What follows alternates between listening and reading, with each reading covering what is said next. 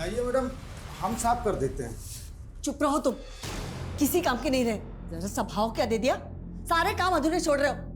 2 दिन से पौधों को पानी दिया?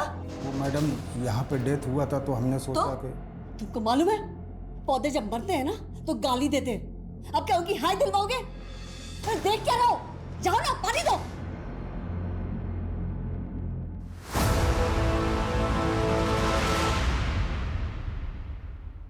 से इनकम होगी? फिर भी ये दोनों संजीव की बहन के घर पे रह रहे थे, जबकि पटना में खुद का घर है, लेकिन वो घर इन्होंने किराए पे दे रखा। आखिर ऐसा क्यों? सर, संजीव की बहन काफ़ी छोटी उम्र में विधवा हो गई थी और इनके आपसी रिश्तों में अभी तक कुछ बुरा सुनने को नहीं मिला है। शंकर की क्या अपडेट है? सर, इंक्वायरी चल रही है, लेकिन उसे सिर्फ शक के बिना पर और अंदर नहीं रख सकते। जाने दो उसे, लेकिन नजर रखो, हो सकता है उसी ने सुमित को जानबूझ के गायब किया हो ताकि हमारा शक सुमित पे बना रहे। जी सर। सर काम है? सर हमें बताया गया था कि ऋचा मर्डर से 2 दिन पहले डॉक्टरेट करके चाइना से वापस आई, लेकिन सर उसका सीडीआर कुछ और कह रहा है। सर ऋचा का फ़ोन पिछले 6 महीने से पटना में ही एक्टिव था। मैंने इमिग्रेशन डिपार्टमेंट से कंफर्म किया, वो 6 महीने पहले ही पटना आ गई थी। व्हाट? यस सर, लेकिन वो 14 तारीख को अपने घर गई थी। और 2 दिन बाद उसका उसकी फैमिली के साथ कत्ल हो गया। और अगर वो 6 महीने से पटना में थी तो पटना में कहाँ थी? सर मैंने पता किया है, वो किसी डॉक्टर गौतम कश्यप के क्लिनिक में प्रैक्टिस कर रही थी। तो मिलते हैं इस डॉक्टर कश्यप से और ऋचा की फैमिली की एक एक डिटेल पता करो। शायद इस फैमिली का कोई ऐसा राज है जो अभी तक सामने नहीं आया। अच्छा जा रहे हैं हम। हाँ, 1 मिनट। आज फिर उल्टी सब पहन ली? अरे ध्यान ही नहीं रहा, अभी सीधे कर लेते हैं। सुमित, इस बार छुट्टियों के बाद चाइना जाने का मन नहीं कर रहा। क्या बात कर रही हो दीदी? अभी तो 1 पूरा साल बचा है। फाइनल एग्जाम्स नहीं देनी आपको?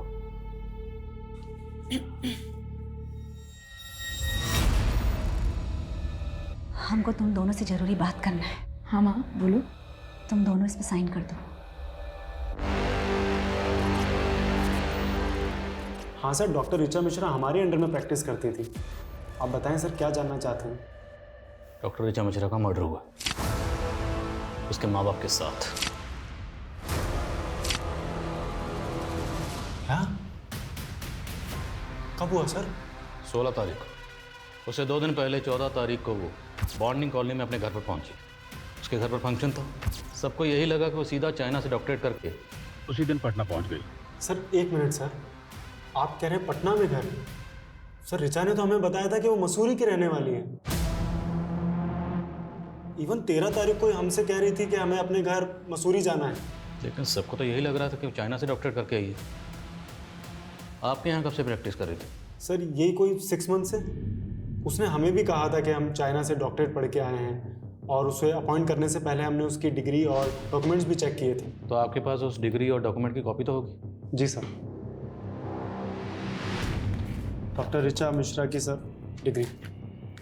सर इवन ज्वाइनिंग के बाद उसने हमसे ये भी कहा था कि पटना में उसके पास रहने के लिए कोई जगह नहीं है, तो हमने यहीं क्लिनिक पे एक शेल्टर प्रोवाइड करवा दिया था। तो मतलब ऋचा ने झूठ बोला? हमें तो टैलेंटेड लगती थी सर। और आजकल तो स्टूडेंट सर यूक्रेन, चाइना और रशिया जैसी कंट्रीज़ में जाकर मेडिसिन डिग्रीज ले लेकर आ रहे हैं, तो हमें यही लगा था कि वो भी जेन्युइन होगी। तो आपने ऋचा को ना सिर्फ नौकरी पर रखा बल्कि रहने की जगह भी प्रोवाइड करवाई। तो अकेली लड़की देखकर सिर्फ मदद की या फिर मदद से ज़्यादा कोई मेहरबानी की? सर आप कैसी बातें कर रहे हो? हमारा सिर्फ प्रोफेशनल रिलेशन था और कुछ नहीं था। हमें तो खुद समझ नहीं आ रहा कि उसने हमसे झूठ क्यों बोला।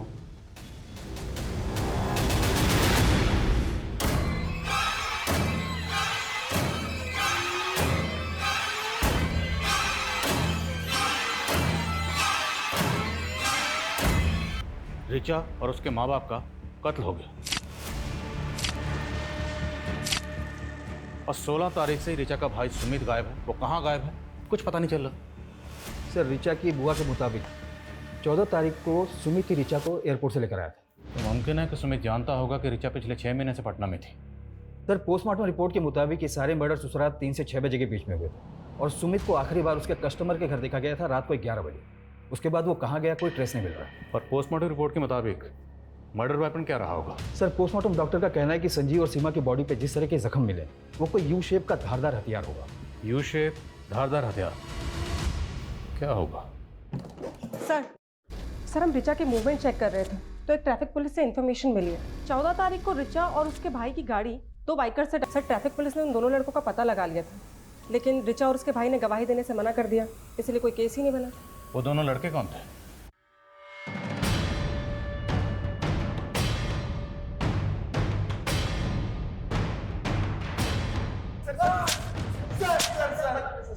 सर हमने किसी का मर्डर नहीं किया सर, हम तो बस वहाँ पे चोरी करने गए थे सर। चोरी करने गए थे? हाँ सर, वो भी उस लड़की के कहने पे। कौन लड़की? रिचा, वो डॉक्टर।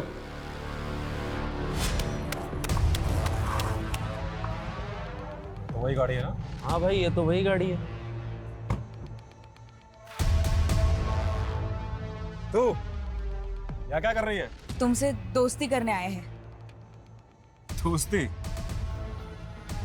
हमारा एक काम करोगे? उस काम के लिए हम तुम्हें पैसे भी देंगे।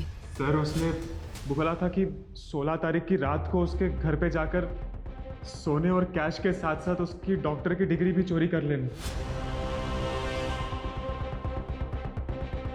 लेकिन सर हम जब वहां पहुंचे तो चोरी करवाना चाहती थी, तो क्यों, किस मकसद से? सर हो सकता है वाकई ये दोनों किसी के कहने पे कहानियां बना रहे हो, शायद शंकर। ये दोनों किसी लड़के का भी जिक्र कर रहे हैं जो रिचा के साथ था। वो लड़का कौन होगा? और अगर मान लो रिचा गहनों और पैसों के साथ अपनी डिग्री भी चोरी करवाना चाहती थी, तो चोरी तो हुई, मतलब डिग्री अभी भी वहीं हो। सर ये देखिए।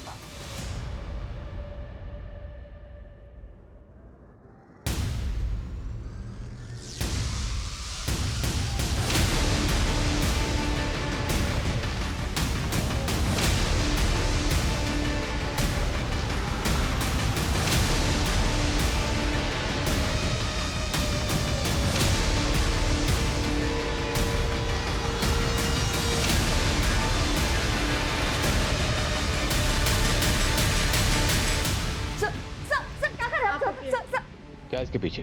कुछ भी तो नहीं है sir. Sir sir sir sir, sir ये पुराना सर सर कुछ नहीं है इसके पीछे सर। चाबी कहाँ इसकी? नहीं पता हमें, कुछ नहीं है इसके पीछे sir. Sir sir please.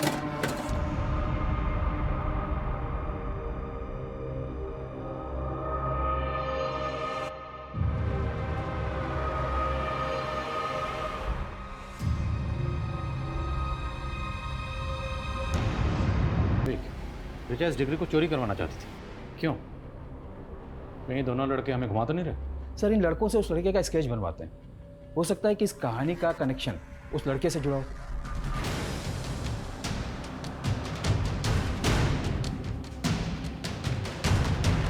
Degree की बुनियाद पर वो डॉक्टर कश्यप के यहाँ प्रैक्टिस भी कर रही थी। जाहिर सी बात, रिचा ने ये डिग्री किसी फेक डिग्री बनाने वाले गिरोह से बनवाई हो। तो सर आपको ये लग रहा है कि ये सारे मर्डर्स फेक डिग्री की वजह से हुए? इस गिरोह को ढूंढना हमारी रिस्पॉन्सिबिलिटी, क्योंकि इस गिरोह ने सिर्फ एक फेक डिग्री तो नहीं बनाई होगी, और भी डिग्रीज बनाई होगी, और उन डिग्रीज को लेके बाकी लड़के लड़कियां अलग अलग जगह पे डॉक्टर बन के प्रैक्टिस कर रहे हो। ये लोगों की जान के साथ बहुत बड़ा खेल हो रहा है। हम इस एंगल में काम करते हैं। और हमें सर जिस अलमारी में हमें डिग्री मिली थी उसमें ये एफिडेविट मिला है सर, और नीचे सुमित और रिचा का साइन भी है सर। तुम दोनों इस पर साइन कर दो। इस एफिडेविट के मुताबिक सुमित और रिचा कभी बच्चा पैदा नहीं करे। एक तरफ अंजलि अपने भतीजे सुमित को ही अपनी प्रॉपर्टी का वारिस समझती थी, और दूसरी तरफ दोनों भाई बहन से ऐसा एफिडेविट साइन करवाया गया। आखिर इस फैमिली के पास इतनी क्या दौलत थी जिसके नॉमिनी ये दोनों भाई बहन थे? ये मिश्रा फैमिली क्या थी कुछ समझ में नहीं आ रहा। हाँ, अभी तक तो हमारी मैरिड लाइफ शुरू भी नहीं हुई है और अभी से आप हमें बच्चे पैदा करने के लिए ना बोल रही हो। हम पागल नहीं हैं, लेकिन तुम्हारे पापा का जनरेशन में ना दिमागी प्रॉब्लम है। तुम्हें पता है तुम्हारे चाचा जी एबनॉर्मल थे, सुसाइड किए थे। तुम्हारे दादाजी बुढ़ापे में तुम्हारे पापा जी जैसे हो गए थे। और हम अपने हॉस्पिटल में सीनियर डॉक्टर से इसके बारे में बात की। उन्होंने बताया कि जेनेटिक डिजीज है, तो तुम लोग को अपना परिवार बनाने से पहले पता होना चाहिए कहाँ प्रिकॉशन लेना है और कहाँ नहीं।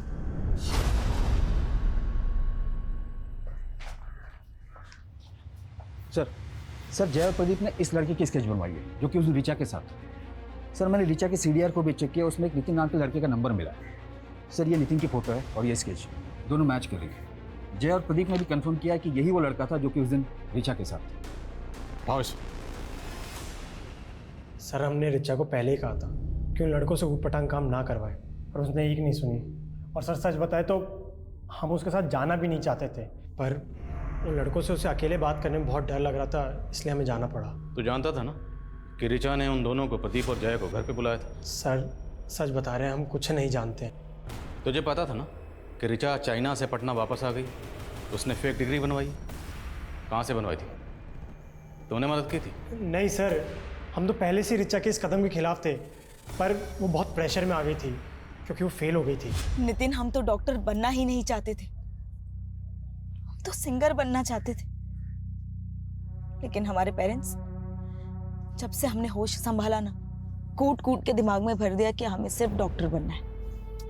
ऋचा, पर तुमने कोशिश तो की थी ना। अब तुम फेल हो गई तो कोई बात नहीं, एक बार फिर से ट्राई करो। 45 लाख का खर्चा किया है उन्होंने हमें चाइना भेजने के लिए। किस मुंह से कहे कि हम फेल हो गए? फिलहाल ना फेक डिग्री का जुगाड़ कर लेते हैं, फिर कुछ कमा लेंगे और उस कमाई से हमारा डॉक्टरेट पूरा कर लेंगे।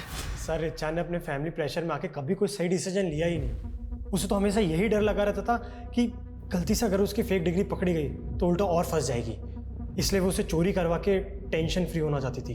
Tension free? उसी फेक डिग्री को दिखाकर वो डॉक्टर के यहाँ प्रैक्टिस कर रही थी। आई नो सर, पर किसने किया, कब किया, क्यों किया, उसके पेरेंट्स का किसने खून किया, सर हमें कुछ नहीं पता। ऋचा का भाई सुमित कहाँ है, ये तो जानता होगा ना? सर हम कुछ नहीं जानते, हम सच बता रहे हैं। क्योंकि हमें जब स्केलेटन मिला उस वक्त इस पर काफ़ी धूल जमी हुई थी। लेकिन सर हमें उस धूल और मैल की लेयर के नीचे एक ऐसी लुब्रिकेंट की लेयर मिली है जो आमतौर पर स्केलेटन को प्रिजर्व करके रखने में इस्तेमाल होती है। तो मिश्रा हाउस में वो कौन था जो स्केलेटन को प्रिजर्व करके रखना चाहता था?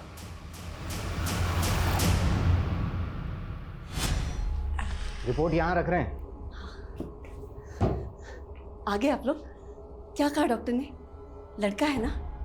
दीदी, सीमा चेक करवाने से मना कर दिए। लड़का होगा या लड़की है तो पैदा होने के बाद ही पता चलेगा। लेकिन हम बोले ना तुमसे, हमको अपना बेटा चाहिए। गर्भ हमारा है और हक आप जता रही हैं। हम विधवा नहीं होते ना तो तुमसे तुम्हारा बच्चा कभी नहीं मांगते। तो कर लीजिए ना दूसरा शादी, किसने रोका है? नहीं कर सकते ना, बात है। सर भले ही स्केलेटन को प्रिजर्व करके रखा जा रहा था, लेकिन किसी आम आदमी के लिए स्केलेटन का इंतजाम करना इतना आसान काम नहीं है। मैंने ऐसे केसेस के बारे में सुना है जहां पर कब्रिस्तान से स्केलेटन गायब करके उनकी खरीद फरोख्त की जाती है। सिंह, आजकल इस तरह की खरीद फरोख्त डार्क वेब के जरिए भी होती है। डार्क वेब एक ऐसी काली दुनिया है जहाँ पर इलीगल हथियारों से लेकर हर तरह की इलीगल और बैन चीज़ों की खरीद फरोख्त होती है। सर इसमें तो साइबर सेल की एक्सपर्टीज़ है और ये सोर्सेज को ढूंढने में तो काफ़ी वक्त लग जाएगा। चांस तो लेना पड़ेगा। इस केस को सॉल्व करने के लिए हमें इस केस की जड़ तक जाना होगा। इस केस से जुड़े हर शख्स के डिजिटल फुटप्रिंट चेक करो, शायद कोई क्लू मिले। सर हमें सर हमने मिश्रा फैमिली की पिछले 4 साल की जीपीएस हिस्ट्री चेक की है सर। उसमें सुमित और उसकी माँ सीमा की 2 साल की जीपीएस हिस्ट्री चेक करने वाली है सर। सर करीब 2 साल पहले सुमित और सीमा राजस्थान के धुमनी गांव गए थे सर। कई सालों पहले इस गांव को हॉन्टेड माना जाता था। रूमर्स थे कि इस गांव में भूत प्रेत है। तो ये दोनों माँ बेटा उस गांव में क्या करने गए थे? इनका उस गांव से कोई कनेक्शन? नहीं सर, ये दोनों तो बिहार से ही बिलोंग करते हैं। तो हमें पता करना होगा कि सुमित और उसकी माँ उस गांव में क्या करने गए थे।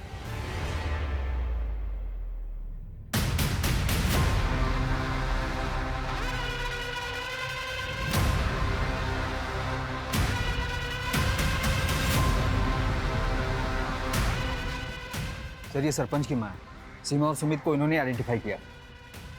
प्रणाम माता जी।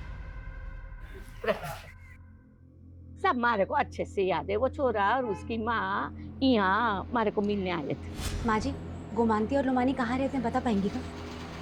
अच्छे रे, धन्यवाद।